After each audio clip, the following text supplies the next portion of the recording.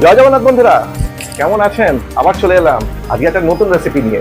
হ্যাঁ ঠিক, আমরা আজকে বানাবো মশলা পুরি। খুব তাড়াতাড়ি, খুব সহজে কিছু ঘরোয়া উপকরণ দিয়ে কি করে বানিয়ে নেওয়া যায় এই মশলা পুরি, ওটাই আমরা আজকে দেখবো। ও ভাই দেবে, আমি কনিষ্ক, আপনারাও দেখছেন আমার সাথে কনিষ্ক রেসিপি হাই। তাহলে চলো না দেরি না করে চটপট বানিয়ে ফেলি।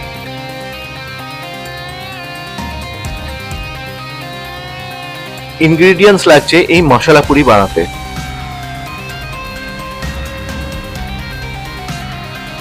প্রথমে আমরা 2.5 কাপ আটা নিয়ে নেব। 1 টিস্পুন আমরা নুন দিয়ে দেবো এর মধ্যে, 1 টিস্পুন গোটা জিরে,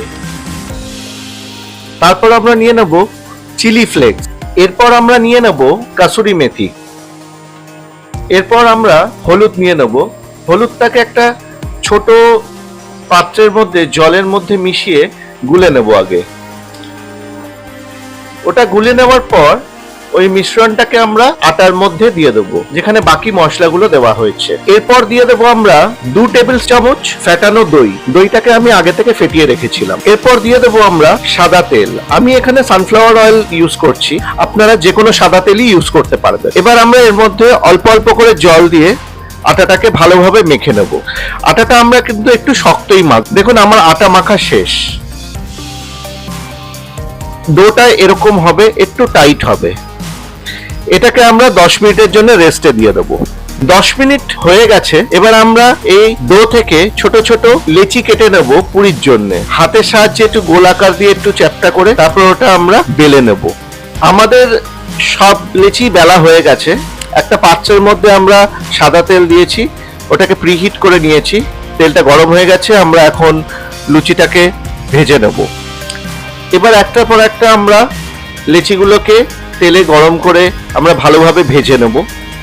দেখুন কত সুন্দর ফুলেছে, কালারটাও কত সুন্দর এসেছে। আমাদের সব পুরি ভাজা হয়ে গেছে। দেখুন কতটা সুন্দর হয়েছে, কতটা লোভনীয়, তাই না? অবশ্যই এই রেসিপিটা বাড়িতে বানাবেন, আর কেমন খেতে লাগলো নিশ্চয়ই কিন্তু জানাবেন কমেন্টসে। জয় জগন্নাথ বন্ধুরা, কেমন আছেন? আবার চলে এলাম আজকে একটা নতুন রেসিপি নিয়ে।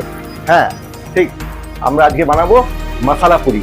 খুব তাড়াতাড়ি, খুব সহজে কিছু ঘরোয়া উপকরণ দিয়ে কি করে বানিয়ে নেওয়া যায় এই মশলা পুরি, ওটাই আমরা আজকে দেখবো। ও ভাই দেবে, আমি কনিষ্ক, আপনারাও দেখছেন আমার সাথে কনিষ্ক রেসিপি হাই। তাহলে চলো না দেরি না করে চটপট বানিয়ে ফেলি।